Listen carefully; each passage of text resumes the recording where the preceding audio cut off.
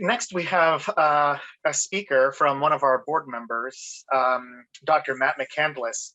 He's from the International Institute for Sustainable Development and the Executive Director of the Experimental Lakes Area. He's been Executive Director of the IISD ELA since its founding in April 2014.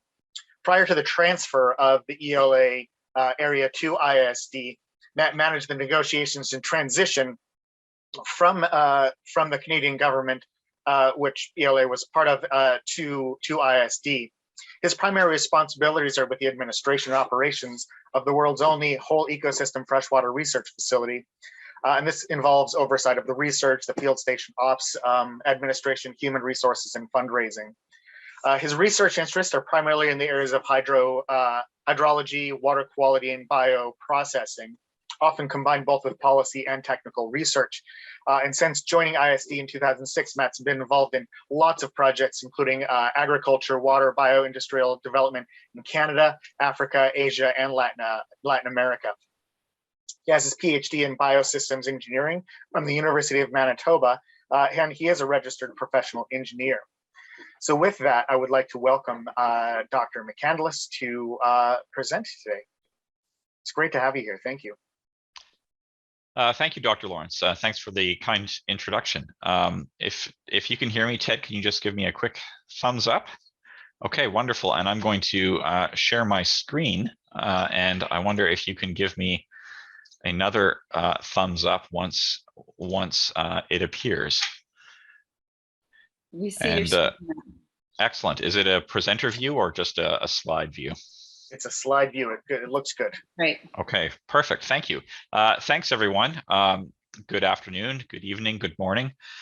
From the first two presenters, we've heard about sort of large initiatives covering places in Asia with sort of lots of human development. And now I'm going to introduce you to sort of the very opposite of this, very small lakes, a field station consisting of very small lakes in a region of the world with very few people. And I'm also going to speak about the concept of experimental lakes. Ted asked me in his invitation to touch on these four questions. So what is the model and structure of our organization? How does it translate into direct positive outcomes for freshwater or large lake systems? How can members or organizations of the African Great Lakes learn or implement from this approach? And what are some of the barriers or problems? So to begin, I'm just going to introduce you to our facility and our research program. The IISD Experimental Lakes Area is situated roughly where that red dot is in northwestern Ontario in Canada. And it's in that green ecosystem, which is the boreal forest ecosystem. It's sort of one of the largest ecosystems in the world, forming the subarctic regions of Canada, Alaska, Russia, Finland, Scandinavia. And it's an area of relatively low population density, a lot of rocks, lakes, and coniferous trees. And this is our lab. Our field research is conducted in a 22,000 hectare land parcel in a patch of the Canadian wilderness. And within this 22,000 hectare parcel, there are probably about 1,000 small lakes. And there are 58 of those small lakes where we are allowed to do research, including experiments, whole lake experiments. So these lakes are our test tubes. And fish, like this lake trout, are essentially our test subjects. This research is centered around our field station, which consists of 11 buildings, including labs, dining facility, and accommodation for 60. Because it's a somewhat isolated region, if one is doing field research here, then one should plan to stay on site, which is why we need to have and we regularly have upwards of 60 people staying at the facility during the summer research season. So just a little bit of our background. This facility was first opened up in 1968 as a Government of Canada field research station. In around 1912, the Government of Canada announced that they were going to close this facility, close it down. And there was a bit of an outcry in Canada, including from our organization, IISD, because this is sort of a unique facility that has revealed a lot about the environment, not just in this isolated patch of Canada, but for the world, with implications for the whole world. So there was a bit of a public outcry, and our organization, IISD, ultimately joined in the fray and entered into negotiations and took over this site in 2014 from the government. So after it had been operating as a government research facility for over 45 years, we took it over and have been operating it as an NGO under the auspices of IISD since 2014. The IISD Experimental Lakes Area has its own board of directors, who you see pictured there, and familiar to many of you might be Dr. Kevin Obiero, our newest board member. We have around 25 full-time staff. We hire typically around a dozen summer students, seasonal staff, to work with us supporting our field research in the summer, and our facility supports dozens and dozens of graduate student research projects at any time. Our revenues are typically from government grants from the Canadian federal government and the provincial governments of Manitoba and Ontario. And through research project grants, philanthropic donations, and service fees. Our mission is primarily to conduct ecosystem-based research that improves our understanding of human impacts on the environment and provides science-based solutions for clean water and healthy ecosystems. We have 5 program areas to support that goal. I'm going to speak primarily about the first 2 today: conducting whole lake experiments and operating a robust long-term ecological research program. And the remaining 3 flow from that, supporting linkages to research and policy, providing a research platform for science and innovation, and communications. So whole lake ecosystems. As I mentioned, we work in small lakes, and we essentially, these lakes are in an unspoiled area. There's no human pressure on them. There's nobody fishing, or there's no cities or towns on any of these lakes. So they're basically lakes that are sort of operating existing as they would without any direct human involvement or influence. So these are basically lakes in their natural state.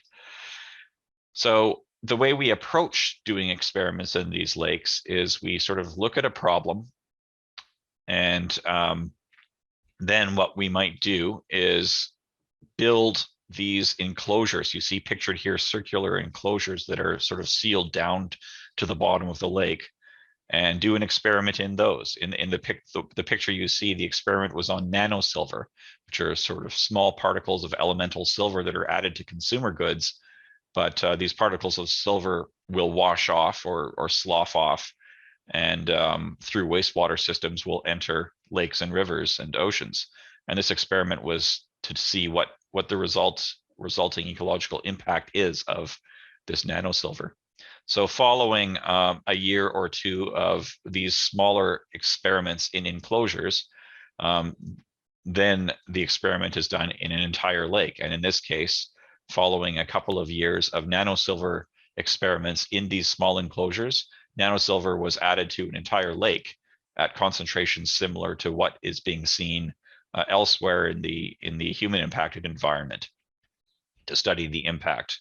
So I'm using this just as an example. It's an experiment that happened recently, but over the 50 years of operation of our facility, there have been over 50 experiments to date. And some of the ones that we have ongoing right now are a program looking at simulating oil spills, because there's little data on on the impacts of oil spills in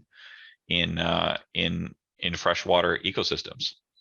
We're looking at microplastics. So we are doing an experiment in conjunction with some university partners to look at the impacts of microplastics on freshwater ecosystems. right now, or this experiment is transitioning right now from being an enclosure experiment to a whole lake experiment. And we're also doing a fair bit of work on pharmaceuticals, recently looking at venlafaxine, a common antidepressant, and metformin, a prevalent diabetes drug, which is sort of used by humans. Passes through the bodies and then enters receiving waters through wastewater systems. So that is whole lake ecosystem, whole lake experiments. And the other aspect of what we do is long-term monitoring. So because this facility has been in operation for over 50 years now, we've sort of amassed a fair bit of data on the lakes, their physical, chemical, and biological characteristics, as well as the hydrology and chemistry of their catchments. And we collect this data regularly, not just for the lakes where we're doing experiments, but also in sort of unspoiled natural lakes, our reference lakes. And just an example of the type of observations we're able to make from this data. You can see here the mean annual air temperature at our field research station has been rising by about 0.5 degrees per decade since 1970.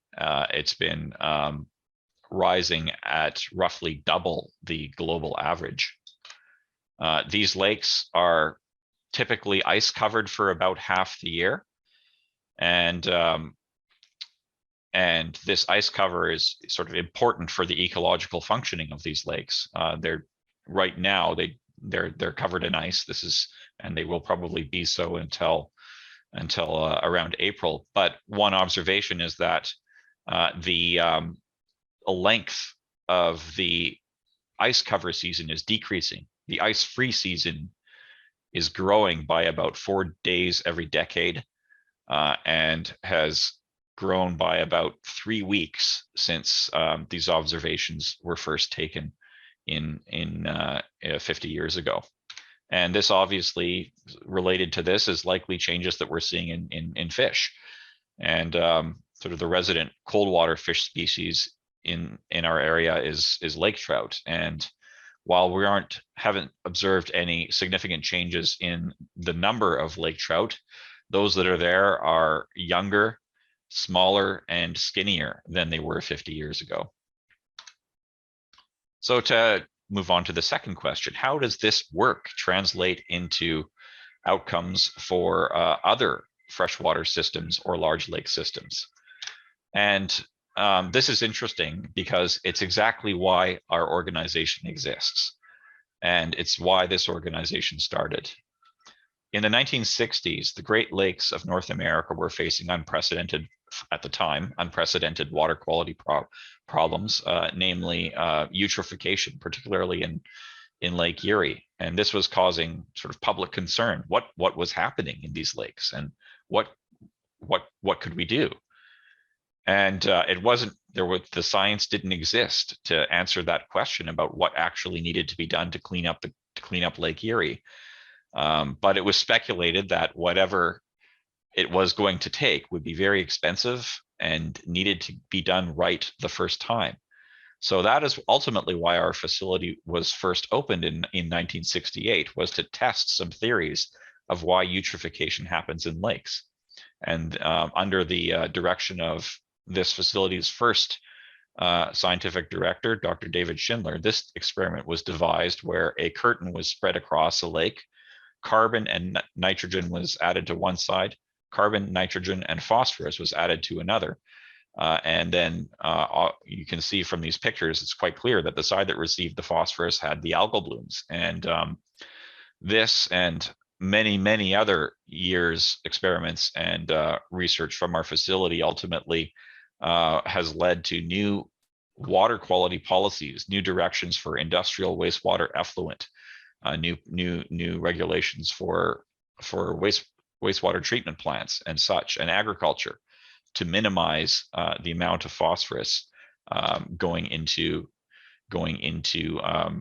waters. the fish you see here in this picture is a white sucker, and it is undergoing a biopsy for mercury, testing the muscle tissue of this fish to see how much mercury it contains. And this is because of sort of concern that has emerged in past decades around the atmospheric deposition of mercury, largely from industry, including coal burning power plants. So the mercury that ultimately is released through the smokestacks of power plants will deposit elsewhere, and including in habitats like the boreal forest. And an experiment was designed around 30 years ago with the US EPA, US Electric Power Research Institute, to actually test the theory of how atmospheric mercury deposition results in bioaccumulation in fish, and ultimately to levels that are unsafe, that make the fish unsafe for human consumption.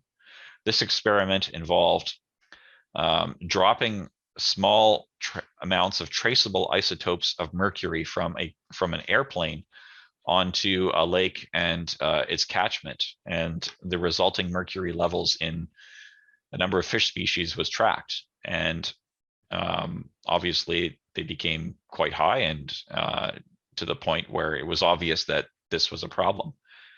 And then once the experimental additions of mercury stopped, it was revealed that this problem would recover, that there would be recovery in the lakes. So we were able to, through this research, identify that, yes, there is a problem. The theory of atmospheric mercury deposition is correct, but also that if you are able to stop this pollution, the ecosystem will recover.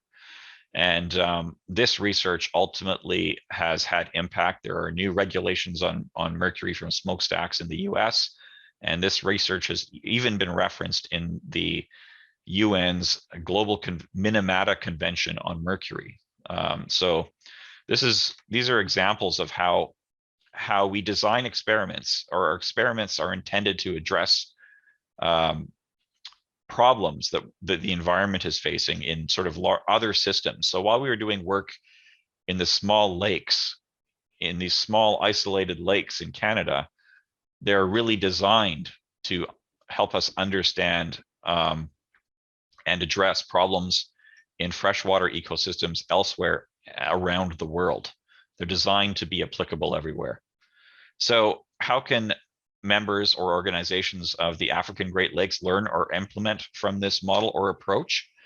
And it's a good question. I think every field station, every research program, of course, needs to be built and assembled and run according to the specifications and demands of its stakeholders and its local region. And that's exactly how ours developed 50 years ago.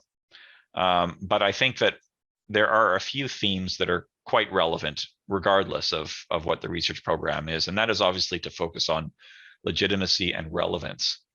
And I think focusing on legitimacy and relevance it means a different thing for small lakes in Canada that nobody would ever visit, or as it would to a place like Lake Malawi, Nyasa, or Victoria, where there are sort of millions of people who rely on that lake's ecology functioning correctly to sustain fishery, for example.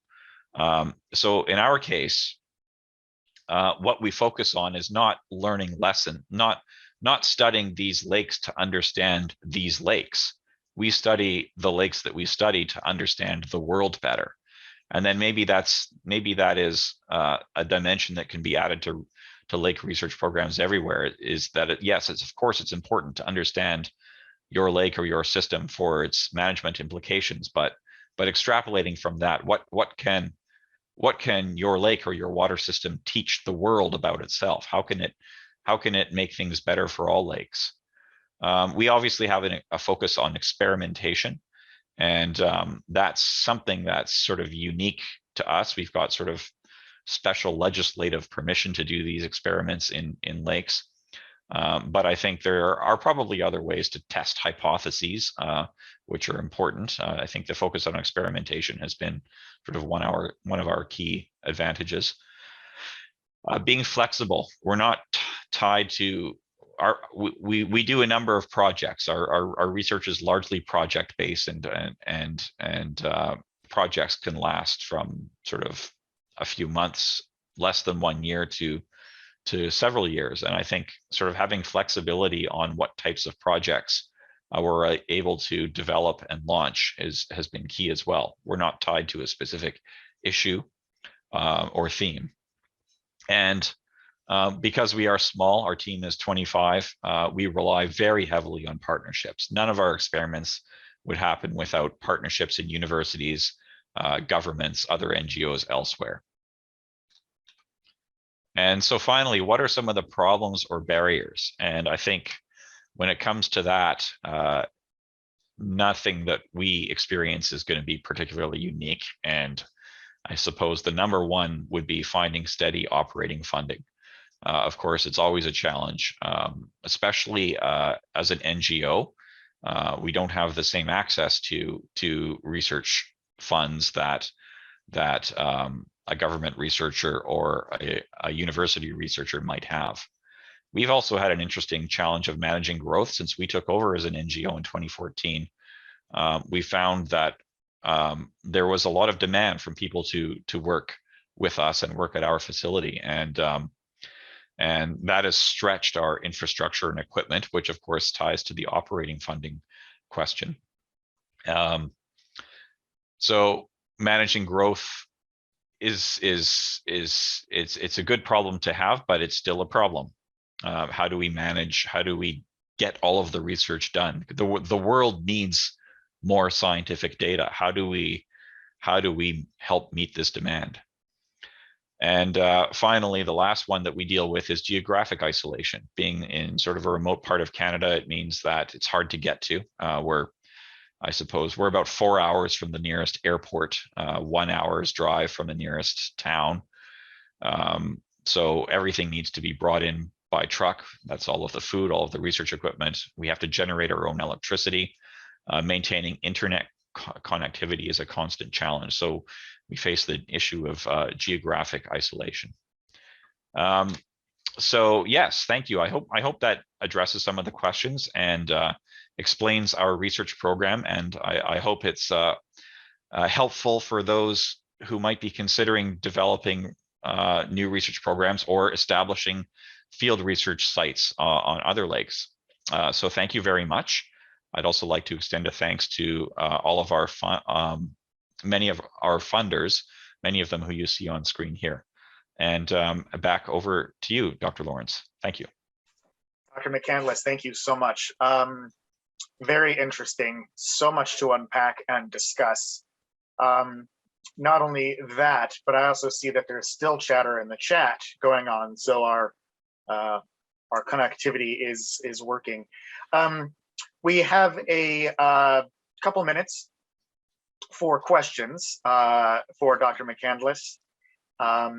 We would like to invite people to also use the chat function as much as possible.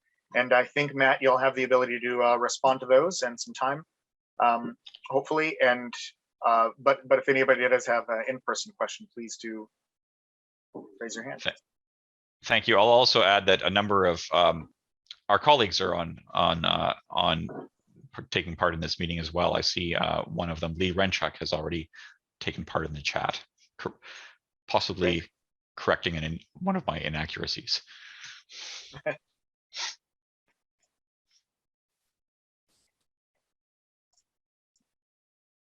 Right. At the moment, I don't see. Oh, yes. Farida. Yeah. Please. Hi. Yeah. Sorry, it's me again. Thank you, Matthew, for that presentation. I have two questions. The first one is on what would you share about ethical issues? Have you not gotten any backlash when you're talking about using natural systems for this kind of research that you do? And then the other one, you showed that there is remarkable work that has been done on eutrophication. But of course, like you have shown, these are isolated isolated lakes, they are away from most human interaction, and hence I would suspect little encroachment from human activity. What lessons do you think, or what can you share? What is it that you learn from it that can be taken onto the other systems, like, the African Great Lakes that are actually facing a lot of eutrophication? Okay, thank you. I'll answer the second question first, if that's okay, on eutrophication. And yes, these lakes are actually some in their natural state. They're somewhat oligotrophic, so they became eutrophied as a result of our experiments. So that, of course, relates to your first question. But what we have learned from these experiments is that you cannot reduce eutrophication without reducing phosphorus in the lakes. I think that's sort of a statement that I'm sure everyone would agree with and understand. But it's actually a statement that came out of our research at this facility. It didn't sort of exist before that was done in the 1960s and 70s. And I think this is where it really comes to policy. I think that the science on this is fairly clear. Nutrients, namely phosphorus, are causing problems. They need to be removed. And then it becomes a question of what the trade-offs are between agriculture and industry and aquaculture and human settlement and wastewater treatment on getting that. And I think probably since there are more lakes in the world that are eutrophying than aren't, I think it becomes really a question of how we deal with this. How much are we willing to keep letting our lakes eutrophy the way they are, or are we ready to start developing policies that will limit nutrient runoff from agriculture, that will create better wastewater treatments and establish better wastewater treatment systems in the world? Where I live here in Winnipeg, Manitoba, it's close to Lake Winnipeg, which is the 10th largest lake in the world, which is facing eutrophication. Its challenges very similar to what is being faced in other lakes around the world. I'm thinking also like Lake Victoria in particular. And we haven't solved this problem for here. There are still eutrophication issues in Lake Erie, despite sort of some earlier successes. So I think it's become less of a science issue and more of a policy issue. And now the first question, the ethical aspects of our experimental research, is a very good one. And it's one that we face often. There are a couple of approaches, a couple of ways that we make sure that our research remains ethical. Firstly, when we are doing these experiments, we are doing them basically to simulate what is happening elsewhere. So when we are adding a contaminant like microplastics or metformin or mercury, we're doing it in concentrations that are seen elsewhere. So it's basically to simulate what might be coming out of a sewage outflow in the case of pharmaceutical work. In the case of mercury, we use traceable isotopes. So it effectively the concentrations were small enough that they didn't actually increase the overall mercury contamination, but we were able to track the trajectory of this mercury through the food chain. So traceable isotopes is another one. We try and are trying to pioneer more non-lethal testing of fish. So in that photograph, you saw a muscle biopsy to look for mercury. That's one way that we do it. There's some other non-lethal techniques that we use to monitor toxic concentrations in fish, such as environmental DNA, looking mucus proteomics, looking at how fish express how exposure to toxins can be expressed through fish mucus. As well, we are subject to a number of ethical guidelines from partner universities, and we must go through a research advisory board. And finally, after we do an experiment, we need to make sure that the lake recovers to its natural state within 10 years. So if it doesn't, then we are held to account for that financially.